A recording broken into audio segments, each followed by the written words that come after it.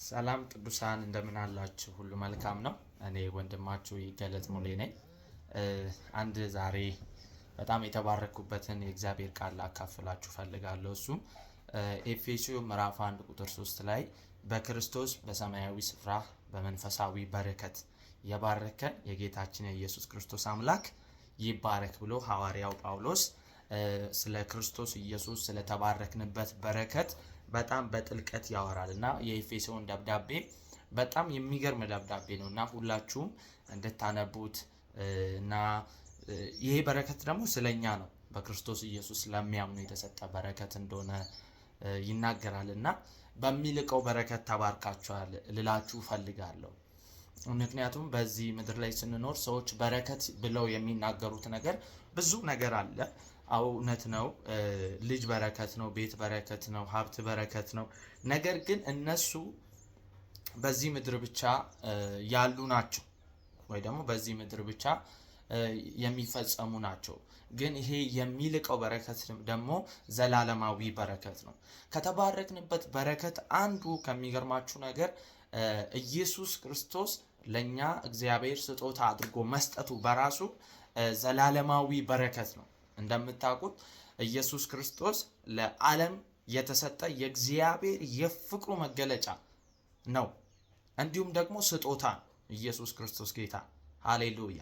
ኢየሱስ ክርስቶስ የእግዚአብሔርን ክብር የገለጠ፣ የእግዚአብሔርን ሕይወት የገለጠ፣ የእግዚአብሔርን ጽድቅ የገለጠ እርሱም እንዴት ነው ሲባል በመስቀል ላይ ኢየሱስ ክርስቶስ ራሱ ቤዛ አድርጎ በመስጠት። ለዚህ ነው ማርቆስ ሲናገር የሰው ልጅ ሊያገለግል ነፍሱን ለሰዎች ወይ ደግሞ ለዓለም ቤዛ ሊያደርግ እንጂ ሰዎች እንዲያገለግሉት አልመጣም ይላል። ኢየሱስ ክርስቶስ ዋናው ወደዚህ ዓለም የመጣበት ትልቁ ሚስጥር ምንድነው ሲባል ለሰዎች የዘላለም ሕይወትን ሊሰጥ ነው። እንዴት ሲባል ቤዛ ሆኖ ምትክ ሆኖልን ለሰው ልጅ የሚያስፈልገውን ሁሉ ዋጋ በመክፈል ክብር ለኢየሱስ ይሁን። ሃሌሉያ።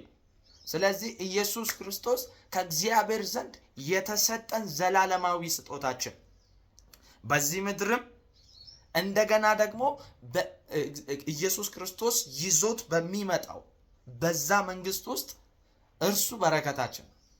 ሃሌሉያ። ለዚህ ነው ከእርሱ ጋር የምንነግሰው ማለት ነው። አሁንም በዛ ንግስና ውስጥ ነን። ልክ ክርስቶስ ኢየሱስ ሲመጣ ደግሞ በትንሣኤ አካል እኛም ተለውጠን ከእርሱ ጋር እንነግሳለን ማለት ነው። ለዘላለም ከእርሱ ጋር ምንላለን እንነግሳለን ማለት ነው። እና ዋናው ነገር ይሄ ነው። ኢየሱስ ደግሞ ዋና ፓኬጁ ነው አይደለ? በኢየሱስ ክርስቶስ ደግሞ ይሆናል። ለዚህ ነው በክርስቶስ ብሎ የጀመረው። በክርስቶስ የተባረክንበት በረከት ትልቁ ሚስጥሩ በማን ነው ሲባል ኢን ክራይስት። በእኛ ስራ መባረክ ስለማንችል ማለት ነው። በረከት እንዳልኳችሁ ሀብት አይደለም፣ በረከት ልጅ አይደለም፣ በረከት እንትን አይደለም። ግን በረከት የሚለው እግዚአብሔር አለው። ሃሌሉያ። የኤፌሶን ቅዱሳኖች የተባረኩበትን በረከት ከመዘንጋታቸው የተነሳ ያሳስባቸዋል፣ ያስታውሳቸዋል። ክብር ለኢየሱስ ይሁን። ይህ በረከት ኢየሱስ ክርስቶስ በመስቀል ላይ በመሰቀሉ በመስቀል ላይ ዋጋ በመክፈሉ ቤዛ በመሆኑ ለዓለም የሰጠው ስጦታ ነው። በተጨማሪ ማለት ነው። ክብር ላይ ደግሞ ይላል በመንፈሳዊ ስፍራ ይላል። በመንፈሳዊ ስፍራ በሰማያዊ ስፍራ የሚለው ግሪከኛው እንደዚህ ይላል፣ ኑማቲኮ ይለዋል። ኑማቲኮ ማለት በመንፈስ ቅዱስ የተፈጸመን ያመለክታል።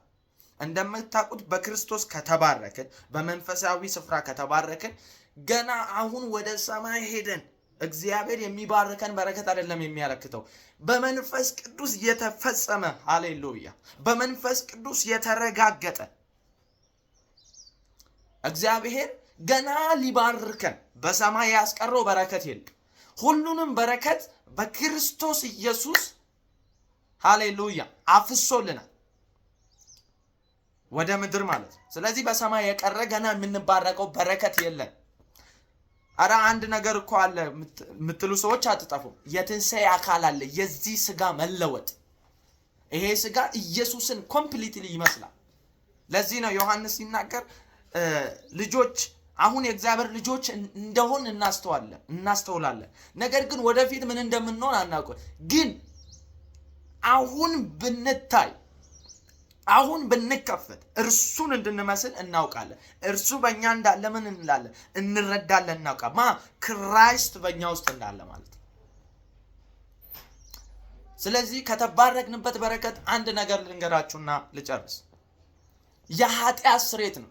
ለዚህ ነው ቁጥር 7 ላይ ኤፌሶን ምዕራፍ 1 ቁጥር 7 ላይ በቤዛነቱ የኃጢአትን ስርየት አገኘን ይላል። የሚገርማችሁ የኃጢአትን ይቅርታ ወይ ደግሞ የኃጢአትን ስርየት ያገኘነው ክርስቶስ ኢየሱስ መጥቶ ከሞተ በኋላ አይደለም። ሃሌሉያ! የማወራው የእግዚአብሔርን ወንጌል ነው፣ የሰው ወንጌል አይደለም። እንደዚህ ይላል መጽሐፍ ቅዱስ፣ ዓለም ሳይፈጠር በፊቱ ቅዱሳንና ነውር የሌለብን አድርጎ በክርስቶስ ኢየሱስ መረጠ። እኔና እናንተ የተመረጥነው እኔና እናንተ የኃጢአት ይቅርታን ያገኘነው ዓለም ሳይፈጠር በፊት ነው። ምን ማለት ነው? ዓለም ሳይፈጠር ማለት አዳም በኃጢአት ከመውደቁ በፊት፣ አዳም ከመፈጠሩ በፊት። ለዚህ ነው ኢየሱስ ክርስቶስ ወደ ዓለም የመጣው አዳም ስለወደቀ አይደለም የምንለው ብዙ ጊዜ ነው። አይደለም። የእግዚአብሔር ዘላለማዊ እቅድ ነው ኢየሱስ መምጣቱ የእግዚአብሔር ዘላለማዊ ሚስጥር ነው። የሥላሴ ጉባኤ የሚያውቀው ነው። ሃሌሉያ! ስለዚህ እኔና እናንተ የኃጢአት ይቅርታ በክርስቶስ ኢየሱስ አግኝተናል። የኃጢአት ይቅርታ ብቻ አይደለም፣ እንደው ለመናገር ያክል እንጂ ኃጢአታችን ሁላ ነው የተወገደልን። በብሉይ ኪዳን እንደምታውቁት ኃጢአት አይወገድም፣ አይስተሰረይም። በብሉይ ኪዳን ኃጢአትን ይሸፈን ነበር። በዓመት አንዴ ከህሊናቸው ንጹህ አይሆኑም ነበር። ዛሬ ግን ኩነኔ የሌለብን፣ የህሊና ወቀሳ የሌለብን፣ ያለ እንከን ያለ ነውር የሆን ነው በፊቱ ማለት ነው። በሰው ፊት አይደል። በሰው ፊት ስንታይ ኃጢአተኞች ልንባል እንችላለን፣ ደካሞች ልንባል እንችላለን። በእግዚአብሔር ፊት ግን በክርስቶስ ኢየሱስ እንከን የለብን፣ ኃጢአት የለብን። ይሄን መጽሐፍ ቅዱስ ሲያረጋግጥልን አንድ ነገር ይላል። እንግዲያው ክርስቶስ ከሞት አልተነሳም የምንል ከሆነ እንግዲያው እምነታችን ከንቱ ሆነ። እንግዲህ በክርስቶስ የምታምኑ ከሆነ እናንተ ኢየሱስ ተነስቷል የምትሉ ከሆነ ኢየሱስ ክርስቶስ ያድናል የምትሉ ከሆነ ደግሞ ተመልሳችሁ ኢየሱስ ግን ከሞት አልተነሳም የምትሉ ከሆነ ስብከታችሁ ከንቱ ሆነ። ኢየሱስ በቃ ከሞት አልተነሳም ማለት ነው። ኢየሱስ ከሞት ተነስቷል ካልክ ከኃጢአት ነስታል ማለት ነው። ከሞት አልተነሳም ካላችሁ አላቸው ጳውሎስ እስካሁን በኃጢአታችሁ አላችሁ። ባይዘዌ እኔ ኃጢአተኛ ነኝ፣ እኔ ደካማ ነኝ የሚል በክርስቶስ ኢየሱስ ሆኖ ክርስቶስ ኢየሱስን ተቀብሎ እኔ ኃጢአተኛ ማረባ ማልጠቅም ነኝ የሚል ሰው የክርስቶስን ትንሣኤ በተመሳሳይ መልኩ እየካደ። ወዳጆቼ እግዚአብሔር አምላክ በክርስቶስ ኢየሱስ ራሱን ከኛ ጋር አስታርቋል፣ እኛን ከእርሱ ጋር አስታርቋል። ለዚህ ነው በመስቀሉ ሞት በደሙ በሰማይና በምድር ያሉትን አስታርቋል ይላል። የኃጢአት ይቅርታ አግኝቻል። በአዳም አለመታዘዝ ምክንያት በዓለም ሁሉ ላይ ይላል ሞት፣ ጨለማ፣ ኩነኔ ነገሰ ይላል። በሁለተኛው አዳም መታዘዝ ምክንያት ደግሞ የዘላለም ሕይወት፣ የዘላለም ጽድቅ፣ የእግዚአብሔር ጽድቅ ማለት ነው በክርስቶስ ኢየሱስ። ላብራራላችሁ ፈልጋለሁ። በአዳም አለመታዘዝ ምክንያት ኃጢአት ባልሰሩት ላይ እንኳን ምን ነገሰ? ሞት ነገሰ ይላል።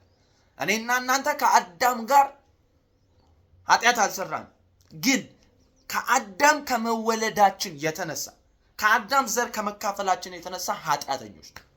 ስለዚህ የትኛውም አይነት ሰው እስከ ክርስቶስ ትንሣኤ ቀን ድረስ በክርስቶስ ያላመነ ሰው አሁንም ቢሆን በአዳም ስር ነው ያለው።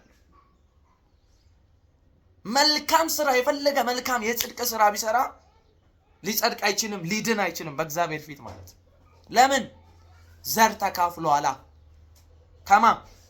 ከአዳም። በተመሳሳይ መልኩ በክርስቶስ ኢየሱስ በሁለተኛው አዳም መታዘዝ ምክንያት ጽድቅ ተገኝቷል። የፈለገ ልንደክም እንችላለን፣ ልናጠፋ እንችላለን። ግን ከዚህ ከዘላለም ጽድቅ ልንጎል አንችልም። ሃሌሉያ። ምክንያቱም በእኛ መታዘዝ ላይ የተመሰረተ አይደለም የኃጢአት ይቅርታችን። በእኛ መታዘዝ ላይ አልተመሰረተም ኃጢአታችን የተወገደው በኢየሱስ መታዘዝ ላይ። ኢየሱስ ሰው የሆነበት ምስጢር ይሄ ነው።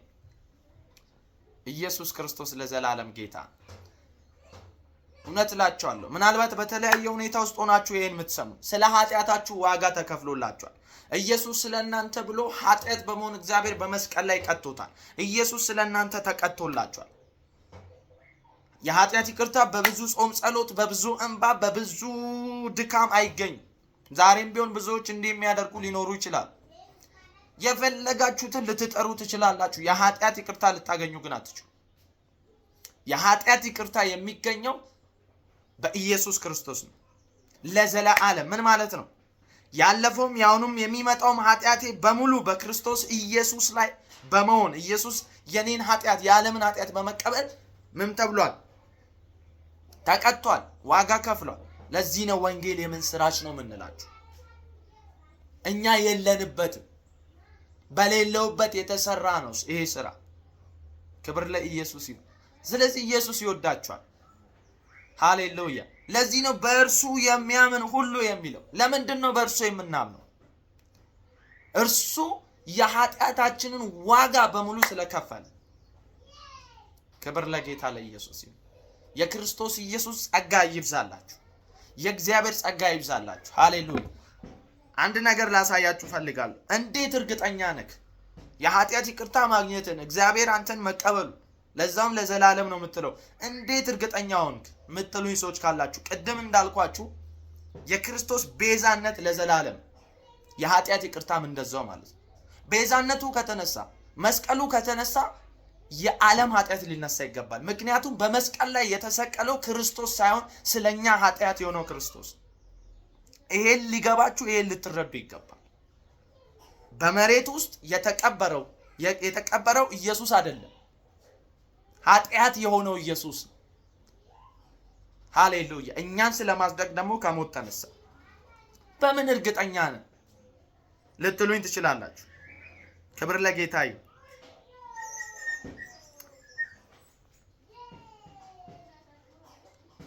አንድ ነገር ላሳያችሁ ፈልጋለሁ። በምን እርግጠኛ እንደሆን ማለት ነው። ምክንያቱም ብዙዎቹ ይሄን ወንጌል መስማት ስለማይፈልጉ፣ ግን ሁሉ ጊዜ እግዚአብሔር የምወደው ልጄ ነው እርሱን ስሙ ስላለ ሁሌ እርሱን ነው የምናሰማችሁ። ይሄን ስሙ። ክብር ለኢየሱስ ይሁን። ቶሎ ቶሎ ልንገራችሁ በምን እርግጠኛ ሆንክ። አንደኛው የኢየሱስ መወለድ ወይ ሰው መሆን ለኃጢአት ይቅርታ መሆኑን እንድትረዱ ፈልጋለሁ። ለዚህ ነው የምስራች ብሎ ገብርኤል መጥቶ ለማርያም እንዲህ አላት፣ ካንቺ የሚወለደው ሕፃን ስሙን ኢየሱስ ትያለሽ፣ እሱም የሕዝቡን ሁሉ ኃጢአት ምን ይላል? ይሸከማል ወይ ደግሞ ይቅር ይላል ይላል። የኢየሱስ መወለድ ለኃጢአት ይቅርታ ነው የመጀመሪያ። ለዚህ ነው ብዙዎች ኢየሱስን ይሰብካሉ፣ ብዙዎች ስለ ኢየሱስ ይዘምራሉ፣ ግን እስካሁን በኃጢአት ይኮንናሉ። ኢየሱስ ግን ለምን እንደተወለደ አያውቁም። ኢየሱስ የተወለደው ለኃጢአት ይቅርታ ነው። ሁለተኛው ኢየሱስ የተናገረው ዘላለማዊ ቃል ኪዳን፣ ይህም ለኃጢአት ይቅርታ የሚፈሰው ደሜ ነው ያለው። ልክ ኢየሱስ ወደ መስቀሉ ሊሄድ ሲል ቤዛ ሊሆነን ሲሄድ አንድ ቃል ኪዳን ገብቷል። እሱም ይህ የምሰጣችሁ ጽዋ ለኃጢአት ይቅርታ የሚሆን የአዲስ ኪዳን። ሁለት ነገር ነው አዲስ ኪዳን የሆነበት። ምን ማለት ነው? እግዚአብሔርና ኢየሱስ። ምክንያቱም ኪዳን በሁለት ሰው መካከል ስለሚሆን ሰው የሆነው ክርስቶስና እግዚአብሔር አብ ለዘላለም ያደረጉት ኪዳን፣ የማይፈርስ ኪዳን፣ በመሃል ላይ የተገባ ኪዳን ነው። ዕብራውያን ላይ በደንብ አንብቡት እናንተ። ሃሌሉያ። ሶስተኛው የክርስቶስ ሞትና ትንሣኤ። ሞቱ የኃጢአት መወገድን ያሳያል። ትንሣኤው ደግሞ የኛን መጽደቅ ያሳያል። ምክንያቱም እርሱ ከሞት የተነሳው ለራሱ ትልቅ ክብር ለመጨመር ሳይሆን እኔና እናንተን በፊቱ ትክክል ለማድረግ ነው። ክብር ለኢየሱስ ይሁን። ሃሌሉያ። ስለዚህ በክርስቶስ መስቀሉ ላይ የዓለም ኃጢአት ሲቆጠርበት ለኛ ደግሞ የእግዚአብሔር ጽድቅ ያስቆጠረልን፣ ያበዛልን፣ ደግሞም ያትረፈርፍልን ነበር። በመስቀል ላይ እርሱ ላይ ኃጢአታችን ተቆጠረበት። እርሱ ደግሞ የእግዚአብሔርን ጽድቅ ምን አደረገልን? አስቆጠረልን። አላስቆጠርንም፣ እሱ አስቆጠረልን። ከዛስ አበዛልን። የሚበዛ ለሌሎች የሚበዛ ለሌሎች እንድናካፍል የሚያደርግ ሃሌሉያ።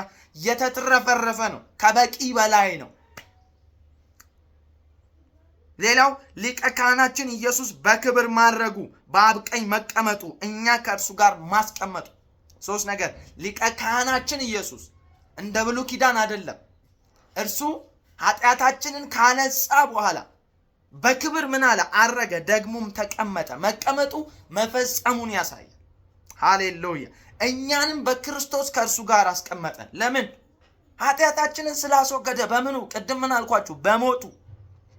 ስለዚህ ለዚህ ነኝ ቅዱስ ነኝ የሚለው፣ ለዚህ ነው የተባረኩ ነኝ የሚለው።